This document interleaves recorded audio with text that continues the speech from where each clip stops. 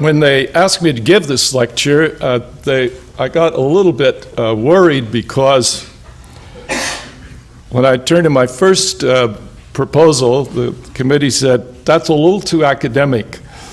Maybe you can tell us first a general description of Buddhism, because people may not know that. So, of course, that's either very hard or very easy. This case was pretty hard, so I will do my best to do a little bit of an introduction first, and then go ahead and talk about Buddhism in this age. One of the things that's always interested me about Buddhism is the fact that it was probably, we could say, the first world religion. It was the first religion which broke out of its cultural, linguistic, geographic confines and spread far and wide. And it was a religion which did a very interesting thing in that it brought together from the old empires of South Asia and the Han Empire of China. Without the Buddhist tradition, those two cultures did not know each other, did not have contact, did not have translations, did not have an ability to understand what was happening. Buddhism was also a religion which spread into Central Asia, and it was that Central Asian area that allowed it to make this jump. So what I've tried to do is to say that Buddhism starts out very limited to the Ganges Basin. It was just the direct teaching of one founder. And the question that I have worked with all my life, I think, is trying to understand, why is it that this became a world religion? What was there in this tradition which allowed it to do this? And so when we look at how Buddhism spread into all the areas of the world that it spread, I've continued to ask that question, and I'll try to give you just a few possible solutions. I've been teaching long enough to know never to make a universal statement. If you make a universal statement, one counterexample and you're defeated. So I'll try to tell you, Buddhism is multifaceted. Buddhism is not owned by anybody. Buddhism has spread far and wide in such a multiplicity of forms that it's very difficult sometimes to decide, how can we index this religion? How can we write a metadata, as we say in the modern world, that fits this religion? It's very difficult. So, as I said, it became the first. Because it spread, I would like to suggest that Buddhism did so because it has portable sanctity. Some religions have fixed sanctity. You can't get away from the homeland. You can't change the language. If you move about, you get ritually polluted. There are many issues which fix a religion in one place. So what was it in Buddhism that allowed it to have portable sanctity and to have it in spades? Just to show you a little bit about how I've been trying to work with this. When I started working with the spread of Buddhism, I said, you cannot write a book about this. It's impossible. You cannot give the complexity of the movement of this tradition in a book. I tried, failed, tried, failed. So that's when I formed the Electronic Cultural Atlas. I said, somehow or other, we have to put it into the new technology where we see it. We've got thousands of maps. We have thousands of images. And so here's the lights of the Earth. They're geo-registered to latitude, longitude, and I took the ancient trade routes and put them in latitude, longitude, and laid them down on top of the ancient world, on top of the modern world. So the modern world are the lights, the ancient world of Buddhism are the lines. And the spread of Buddhism belongs in part of those lines. So in order to try to understand how Buddhism developed, as I said, I've been working with Korea for a lot of time, and what a lot of people don't know, I think, is that Buddhism moved from Korea to Japan, not from China to Japan. Korea was introduced to the Japanese by the Koreans. So I asked myself the question, if Buddhism is portable, one of the great portable moments was when it moved from Korea to Japan. How did they do it? Well, they sent 4 things. They sent monks, they sent texts, they sent bodily relics of venerated dead, and they sent images. And those 4 elements were the foundation, I think, of the portability of Buddhism. In this sense, relic veneration. The relics of esteemed dead is a tradition which I think the Buddhists really contributed to the West. It is no surprise that the first relics of the Christians were St. Thomas from India. That's where relics come from. So the relic veneration of an esteemed dead who's not your relative, has nothing to do with your family, that is a kind of portability. Because you then are going to go to some shrine where you will mix with strangers. They don't belong to your family. They come there for the same reason you do. So relics, which are produced by cremation, were used by the Buddhists to spread their tradition. Mostly, pollution fixes you. You worry about becoming polluted. Foreigners pollute you. Hinduism, you can't go across a big body of water if you're a priest and remain ritually pure. You go across the water, you're impure. Jain monks, you can't ride on a horse or ride on a vehicle. You cannot do that because it will ritually make you impure. Pollution fear is something that keeps us fixed. We fear others, we fear the strange, we fear the peculiar. The Buddhist had no fear of the greatest pollution of all, which is the dead. The dead is the greatest pollution that we face in life, the dead body. It's polluting in almost every culture. It creates problems ritually. So we are told that Shakyamuni went out to the charnel field where they tossed the corpses for exposure rather than burial and took the rags off of them and dressed himself. There was no pollution in the dead. That was a big issue. So when the Buddha passed away, his demise, he was cremated, his relics, that is his physical body, became the basis for the early Buddhist development. It was a relic cult first. And those relics were moved anywhere. And a relic carries its power with it. You don't have to have a sacred site to put a relic in. You got a relic, where you put it becomes sacred. And I think that this is something which the Buddhists, as I said, they made it into a religious tradition, and it spread into Syria, and from there it spread into the Christian world. So the use of relics became a way for both Christianity and Buddhism to spread, because you could take a relic and make a sacred site anywhere. You could go out in the middle of a desert. You could go out in the middle of a forest. You build a reliquary. You put the relic there. You got a holy site. So the cremation in Buddhism has remained very significant. And if you want to trace where Buddhism existed, all you have to look for are signs of cremation. The Zoroastrians would never cremate. Cremation means that you would pollute fire. Death pollutes. You don't want to put fire because it's a basic element, so that the pollution of the dead means that all you have to do in Asia is look for cremation. Where you find it, the Buddhists were there, I guarantee you.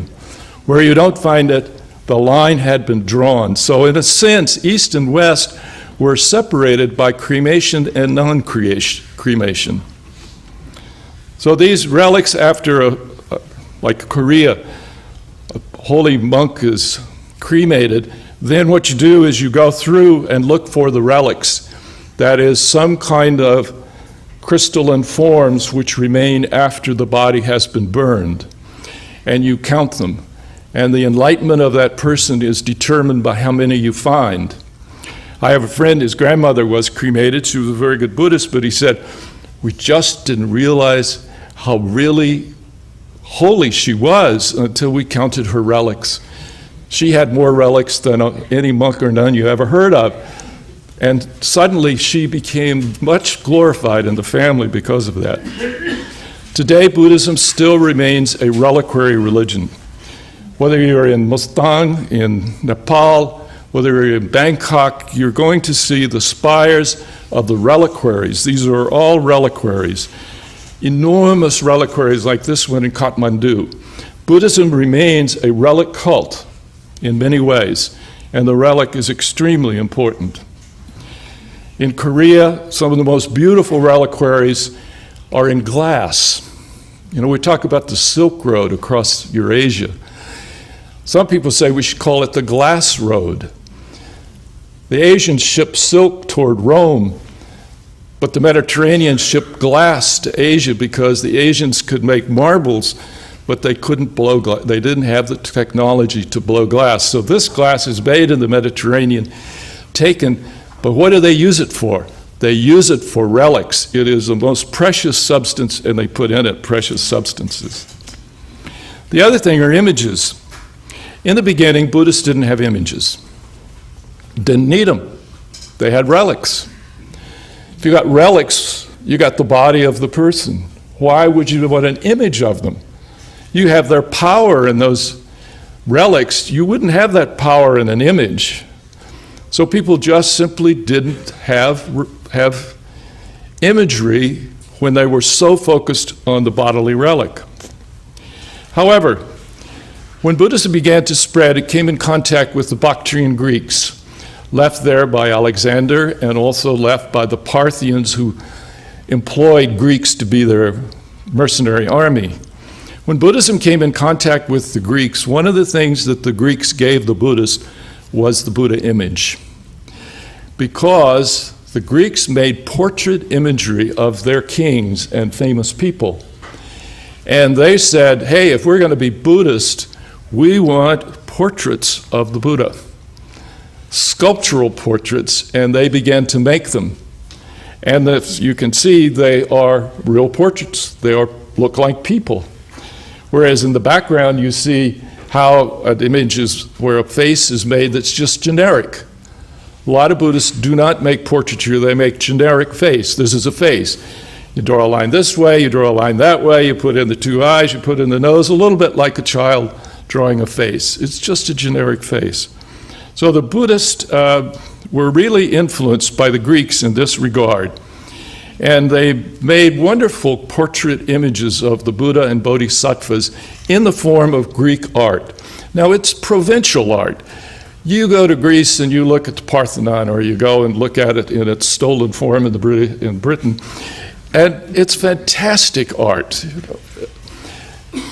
This is way out there in the provinces. They're still trying to do the same art, but it's very provincial. I love it. I think it's just fantastic art in Gandhara. So the Buddhists chose for the Buddhist figure of all things the Roman toga. They did not choose a Buddhist monastic robe for the Buddha images. They made them look like Greco-Roman art because that's what the Bactrian Greeks were accustomed to. So all I'm saying is that the Buddhist and Christian worlds and the Mediterranean worlds, they've been interchanging things for a long time. Asia and we think of Europe and Asia. I've stopped thinking that way. We should think Eurasia. Eurasia is much more realistic. So along the Silk Road, the Buddhists had to figure out a way to make their way through this terrain if they were going to spread. Mountains, high mountains, desert, driest on earth. Taklamakan, they say now it hasn't rained there for 800 years. the rain evaporates before it hits the ground. It's like Arizona, you know, you look up there and you see it's raining and there's nothing on the ground, it's dry as dust. It evaporates before it hits the ground, of course. So on that Silk Road, the Buddhists learned how to make images, and the first Buddha images were made in the image of Apollo. It was Apollo Buddha images. So we've borrowed from each other for a long time. We ought to recognize that as part of our heritage. It is our heritage. We belong to all of this. Now, images are sometimes fixed. The Black Madonna, for example, if you move a Black Madonna, usually she starts to weep. She does not want to be moved. And in fact, if you move a Black Madonna, the chances are very good that the next morning she'll be back in her place. You don't move a Black Madonna. In India, many of the images of spirit are fixed to that place because that's where the spirit lives, and the image is a house for the spirit. So that's, in one sense, true idolatry. True idolatry means that you believe that the deity inhabits the physical image. Those are fixed. You can't move those around. The Buddhists had portable image. You could take it anywhere. You could take the relics anywhere. So then you have monastics. This is another contribution of Buddhism to the West. Under the Buddhists, they developed a thing which was called a monastery in our language, with professional monks and nuns who shaved their heads, lived by rule, wore special robes, took vows of poverty. All of that was fully in place long before Christianity. And when it spread across the Silk Road, I think this is one of Buddhism's great contributions to Christianity, were monks, nuns, and monasteries. And we're here on a campus. In a way, a campus the university system grew out of monasteries in Europe. We are a kind of monastery in a campus after all. And I think that a campus is a Buddhist contribution. They are the ones who really invented this idea and spread it across the Silk Road. The monastics, however, have pollution issues, and monastics sometimes were fixed. They had to be very careful about, in many cases, the idea of coming in contact with spirits, foreigners, aliens. So how do these monastics get across these deserts? How do they make it and be able to build all these cities out there in Central Asia? Buddhism tried to fix their monasteries.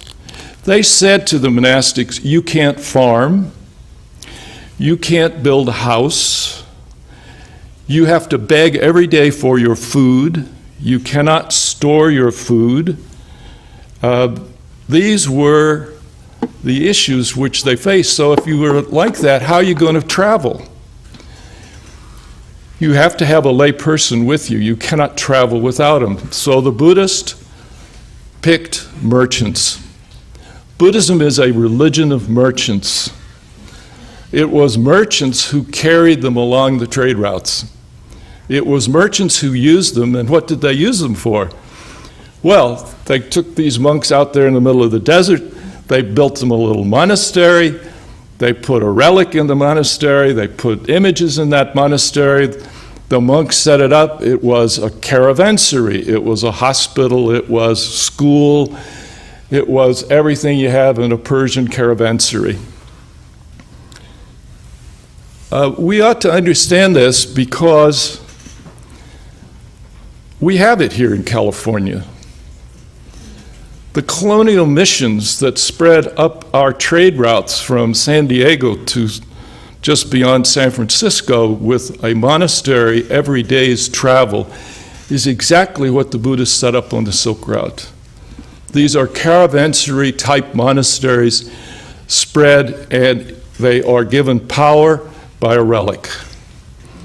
Even these issues are so similar that we need to look at this cross-cultural issues, again, very carefully, I think. So the Buddhist monks came in contact with strange people. In the drawings in Central Asia, we see people dressed every such way who were Buddhist. Everybody could be a Buddhist, and in this one, I love it. When the Buddha died, all the heretics rejoiced. So this is a party celebrating the death of the Buddha. At long last, we're finished with this guy.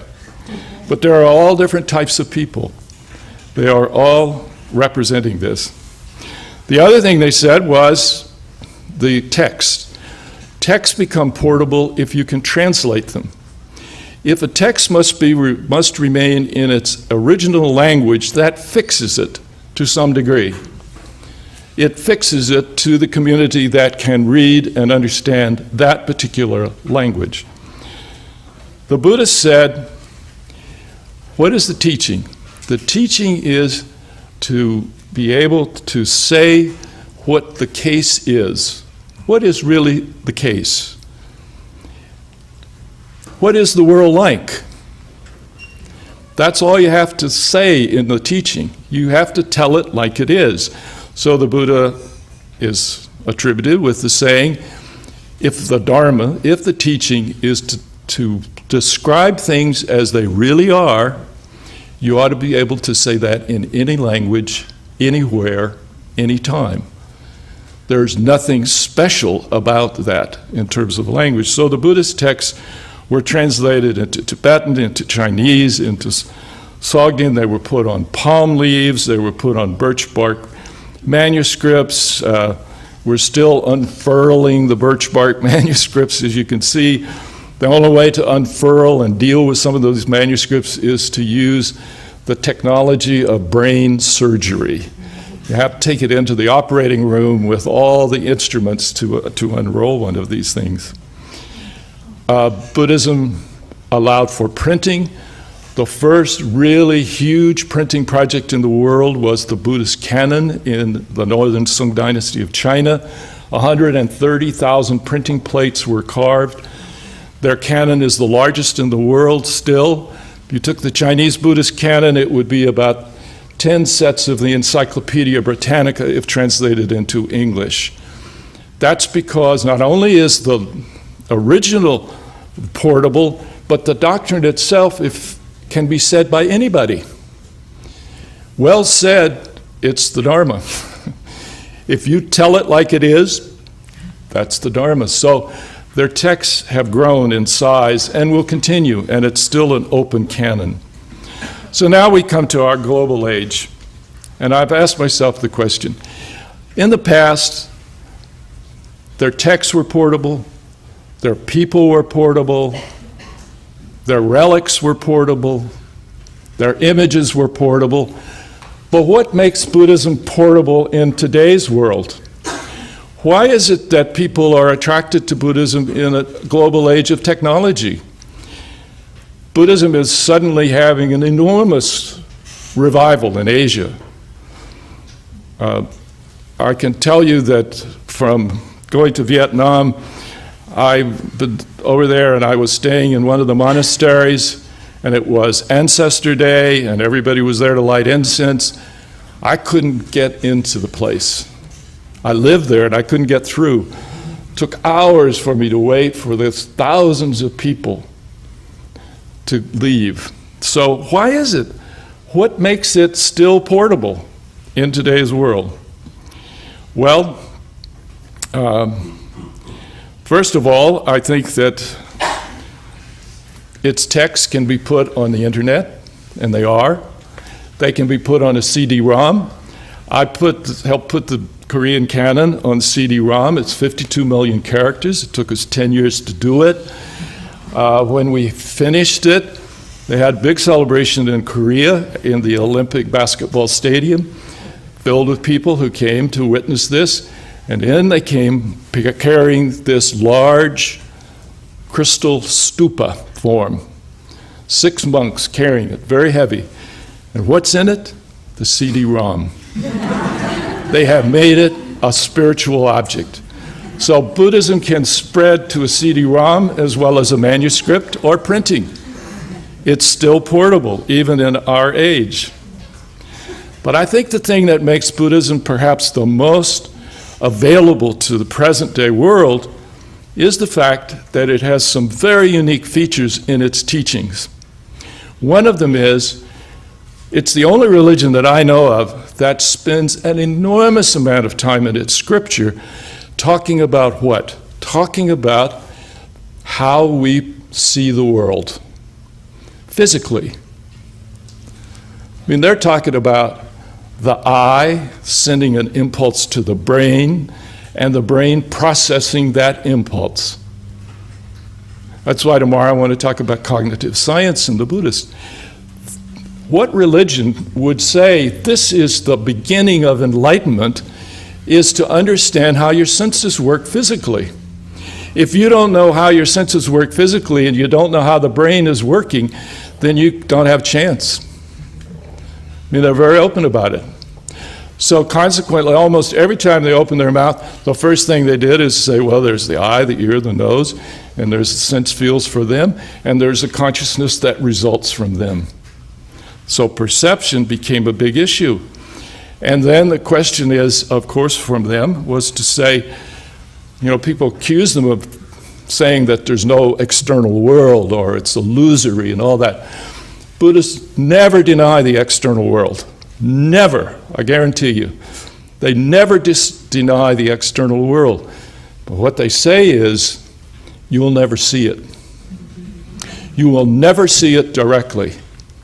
All you can experience is the brain, chemical, electrical reactions to the data that comes from the senses, and that is all human experience is. You don't have it. We don't have the ability to go beyond that.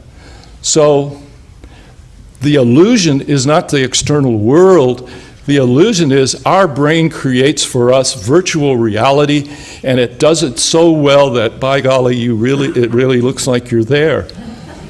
You know? If I didn't know better, I would think that this is a room full of people. So this cognition process for the Buddhist was exactly what I think what cognitive science says today.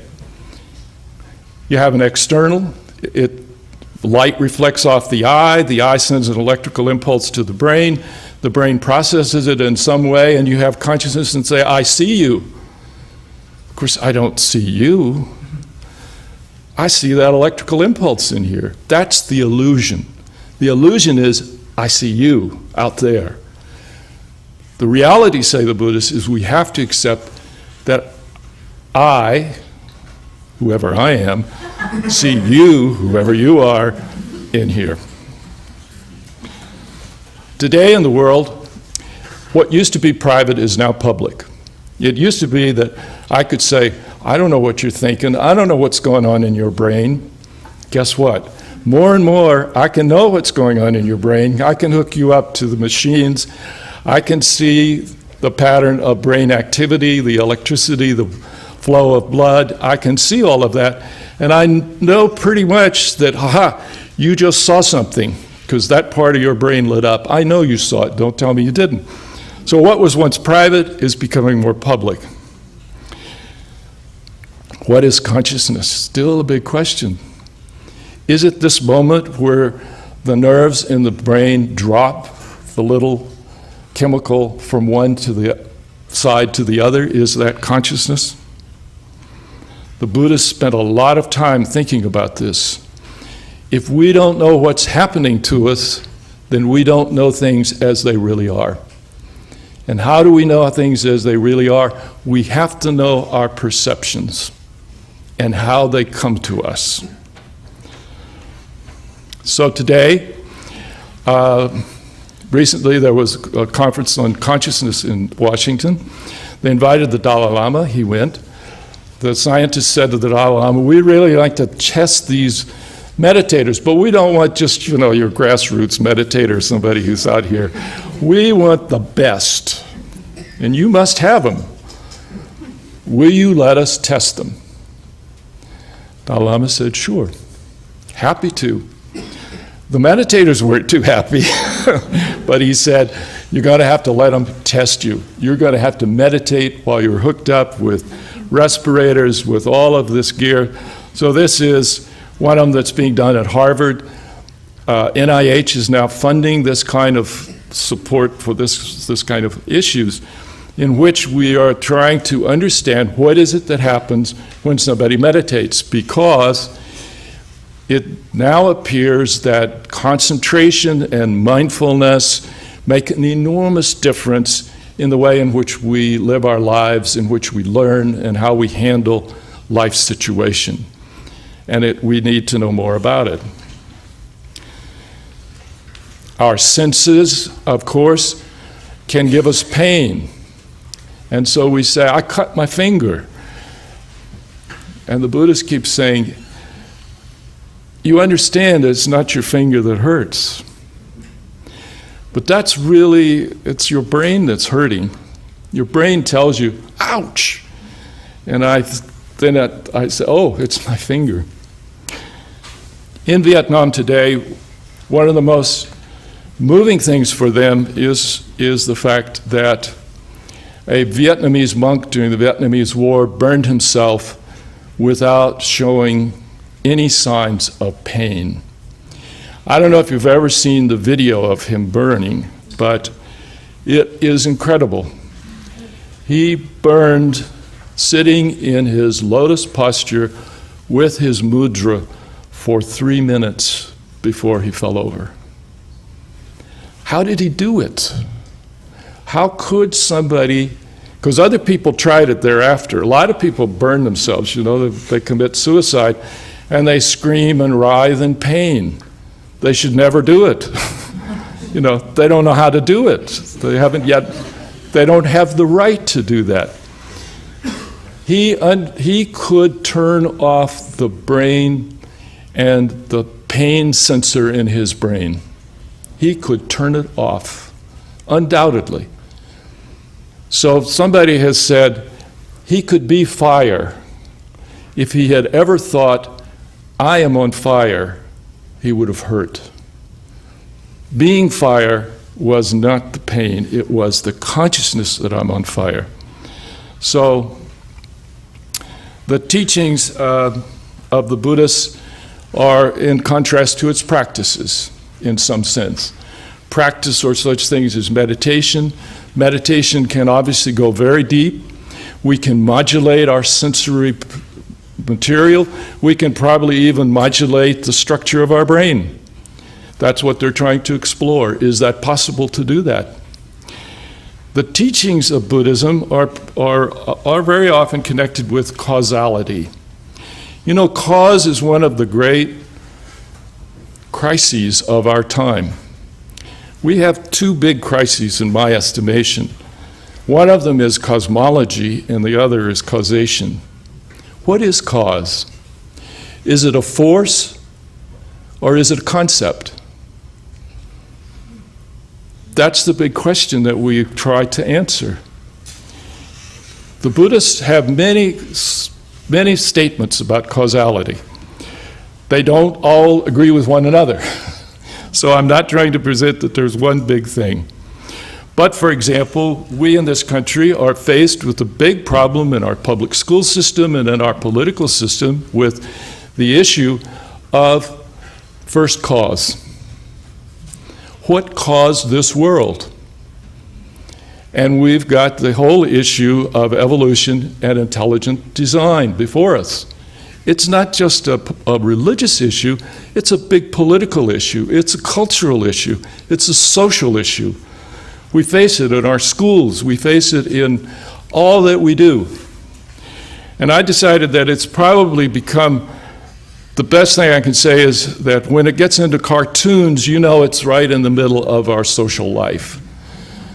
And so intelligent design, in terms of what a lot of people now begin to look at, is to say it's really hard to get the reality of the world and its creations into the intelligent design box. It just won't fit very easily. Einstein, of course, Poor Einstein, he really wanted a general theory. He really wanted to unite the quantum level with the molecular level. He said there must be a law which operates in both. How can we have laws which discohere? You move from the molecular to the quantum, and all the rules of the molecular world discohere. You move from the quantum to the molecular, and all the quantum theories discohere. He hated it. He hated it. He said, how could God do this? You've got to have, obviously we don't understand it. He felt that you have to have a notion of God. He really did. Einstein really wanted that. But the Buddhists, in terms of their causation, say, you're never going to get it. That's what they say. I'm just a reporter here. I'm not an enlightened person, so I don't know. But the Buddhists say this. They had a creation idea in India, Ishvara. Ishvara created the world. So the Buddhists said, well, that's a big thing to do. Pretty nice. Create a cosmos. But everything has a cause.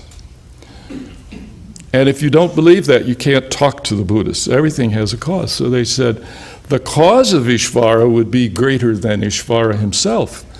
Let's worship the cause of Ishvara. But then there's the cause of the cause of the cause of the cause of, and you can never reach the end of it. So the Buddhists said, you will never find first cause. You will never find an uncaused effect. And that's why they are considered to be atheistic. They said, you just can't get there. And it's not worth your while to even try, because you're not going to make it.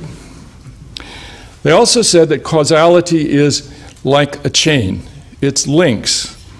And those links can cause all kinds of pain and suffering and struggle. And you can have a chain reaction accident. Here in California, we're always having them.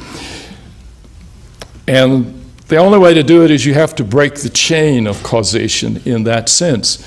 But that's just one of their ideas of causation, that it's a chain of events. In another way, they were like Hume. They said, you infer that if there's smoke on the mountain, there's fire there, because you've seen smoke and fire in the kitchen. So you can infer it. But of course, we know that things that stand together are not causal necessarily. The rooster crows every morning before sunup. So would you say, aha, I've got the cause of sunrise. It's the rooster crowing, because it always occurs before the sunrise. So therefore, it must cause it. Relation does not mean causality. Cause, says Pearl at UCLA, cause is the greatest mystery of our time. We simply do not understand causality. And when we do, we get Simpson's paradox. Simpson's paradox is you get two things that stand together. And it's like when people said, to the joy of many of us, if men who drink red wine live longer, hooray, down to the wine shop immediately to buy red wine, right? Then somebody comes along and says, no. Men who drink red wine are richer, have a better diet, and better health care. That's why they live longer. It ain't the wine. In fact, men who are richer, have better health care, have better diet, who don't drink wine live longer than those who do drink wine in that group. In other words, Simpson's paradox says you add a third element and you'll get the opposite result. It's like the one that Pearl uses at UCLA. He said, boys who smoke get higher grades. Boys whose mothers smoke get lower grades. You add the other element and you get a complete reversal, because standing together doesn't mean a lot. So I've tried to think about Buddhist karma.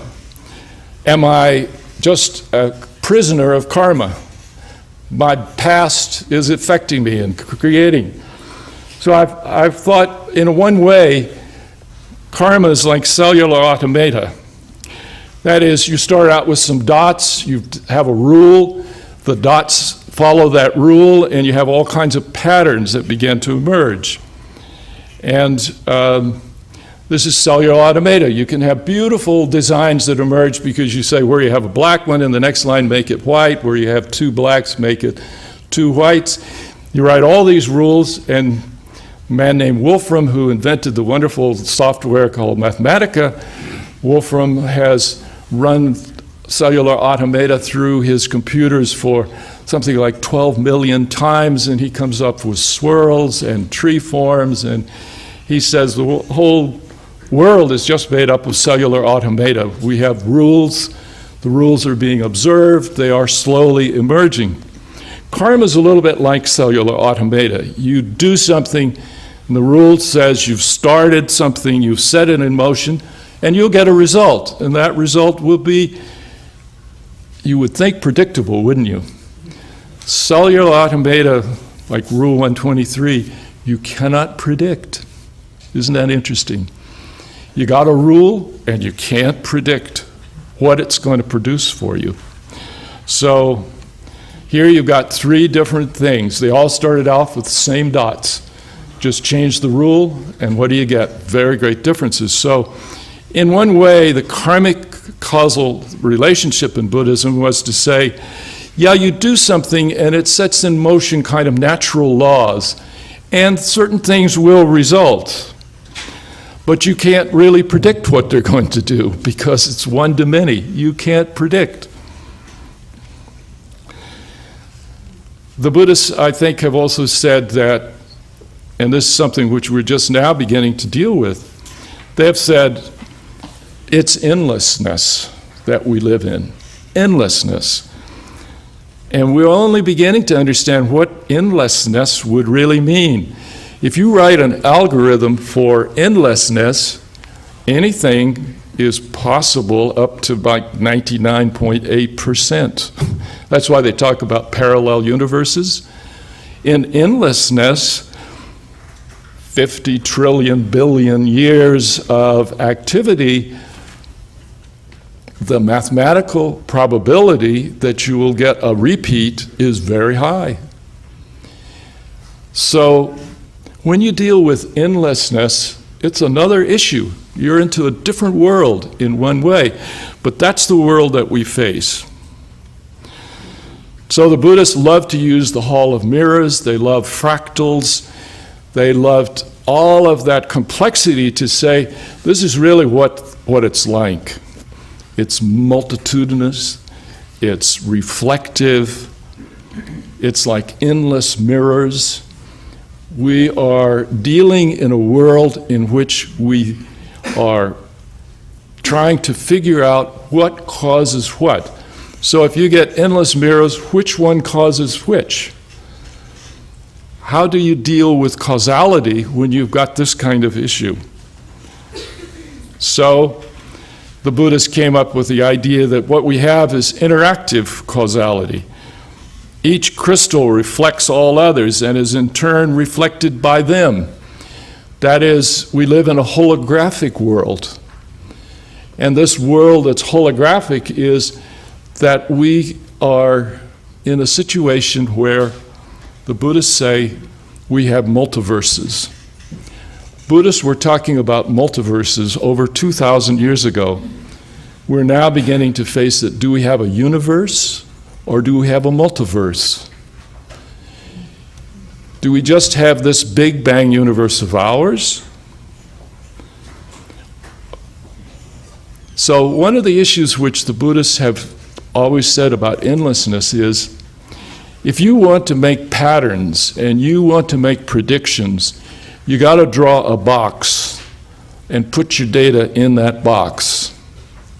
Because you can't make a true pattern unless you have all the data contained therein. You can't have a software written that isn't larger than the data.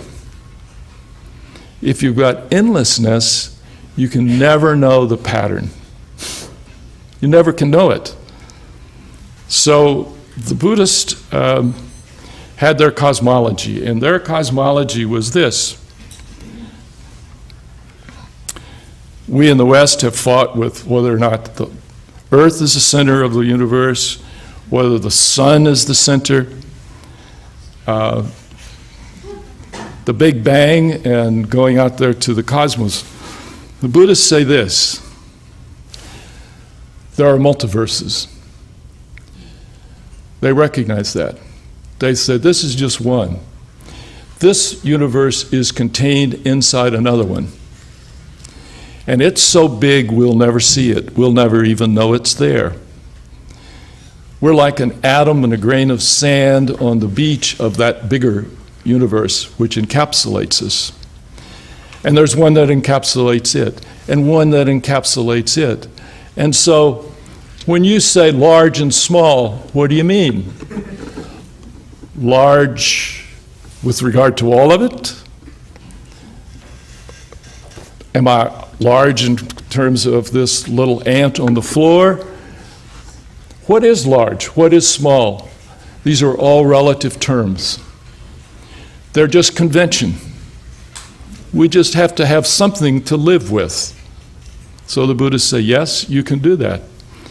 But you have to understand that we live in a continuum that we do not know where to cut off and draw a pattern from it. Now, does that leave us, Buddhists, in a situation which a lot of people feel our modern age of cosmology and causality is leading us, where we will have only relativity, we will have no way to determine our ethics and morals, we'll have no way to decide how to live because we have done away with any idea of centrality. We have put ourselves in this situation of a continuum that's endless. And I think that Buddhism is portable in the modern world because it says, first of all, we've lived for over 2,000 years without any idea of a first cause, and we've had ethics, we've had morals, we've lived a good life, we've enjoyed it. We've had the idea that we are just in a continuum of multiverses, but we've had morals, we've had ethics, we've had a good life. We probably really need to hear what the Buddhists have to say in a global age of technology to say to us that if we are fearful of relativity, and we are fearful of multiverses, and we are fearful of the fact that we just can't tie causality down and make sense out of it, that we then are going to be left bereft, chaotic, without anything to live by. Here's a religion that says yes, and how do you do that? And basically, this is their answer. We are in this room. If we tried to write the history of why we're here, and the history of everybody in this room and how you came to be here tonight, we'd never reach the end of it. We'd be writing for centuries, tracing every single thing. And if we said, why are we here? We're here because of the Big Bang. We're here because our parents saw each other and got married. We're here because I got in the car and drove here. But you can never fully get the whole history of the cause for this event. But the Buddhists say there's one thing you should know, and it's crucial. We are here. Whether we know the history of it, we must always be aware of the moment, because it's that moment that is the magic and the secret of life. This moment is sufficient. Whatever caused us to be here, it happened. We know that. We are here. And that's why the Buddhists keep saying, if you're somebody who's hit by an arrow, you're not going to stand around and say, wait, before you remove that arrow, doctor, now tell me what kind of wood it's made from, and who made it, and how did it get shot from the bow? And no, you say, the sufficiency of the moment is, I got an arrow in me, and for God's sake, pull it out. That's what we want.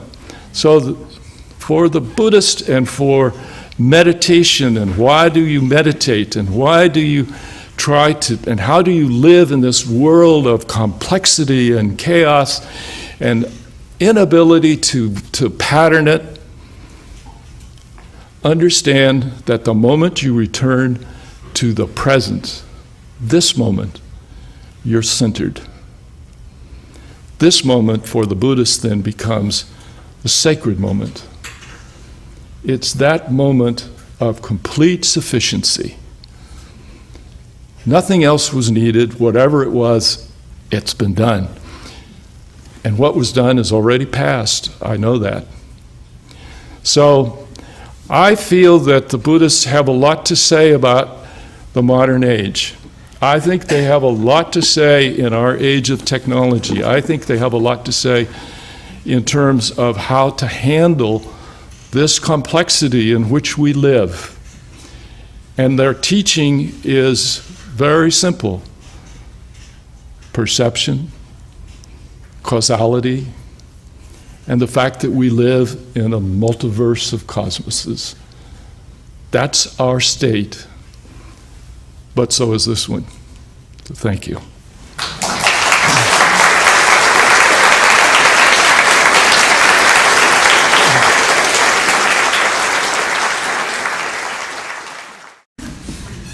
I actually have two questions here. The first one is whether you had read the book by the Dalai Lama. I think he had co-authored it. I think it's called The Universe in a Single Atom, which kind of blends a lot of these science, the discoveries in science over the last 100 years with Buddhist thought, specifically with the nature of reality, emptiness, etc. And my second question is, I think it's a wonderful gift, all the work that you've done. I didn't know who you were before I came here, but in terms of putting Buddhist scripture into a form that is accessible, my question then is, how does that interact with the need for communities of people to study Buddhism, interact with it, have some kind of community in which to learn Buddhist text, have a teacher, etc.? I've not read that particular book by the Dalai Lama. I've heard the title. I admit to you, I have not read it. But I'm sure probably it said some of the things similar to what I said tonight. With regard to the role of digital work, in 1988, I was sitting on my deck. I live at the beach up in Northern California. I was sitting on my deck and enjoying life, and then the thought came to me, my karma is to be born in the digital age. That's my karma, and that's your karma. It's all of our karma. And I suddenly said to myself, I don't want to miss it. This is a turning point in human history. This is equal to the invention of writing, the invention of printing, the invention of paper, and this is it. And I had an experience, I helped a project where we put into the internet historical maps of Japan. And we'd had that collection, 400-year-old maps, really paintings from Japan at Berkeley for 50 years. During 50 years of time, 25 people registered to use that collection. When we put it on the internet, it helped that the New York Times made it a front page story, but when we put it in the internet, we had 27,000 hits in the first 24 hours. And since then, we have had over 2 million hits. Nobody can stay outside of this media. If Buddhism is to be a portable religion in our time, it's got to be there. And it is. The Buddhists are ahead of almost everybody else in many ways. If you go in and you put in Zen, you'll get more hits than you'll get if you put in church. It's amazing, isn't it? So I firmly want to allow people to have access. We put our material online. I insist that everything I do is made free. I do not believe in putting barriers between ourselves and what's in the internet. I have decided that as a professor, I have been paid to do my research by the people of California and from my federal grants from the people of the United States. And I firmly believe that everything I produce, as well as everything that every other professor produces under such circumstances, should be made free, without intellectual property copyright, and made available to the world. I feel that very strongly.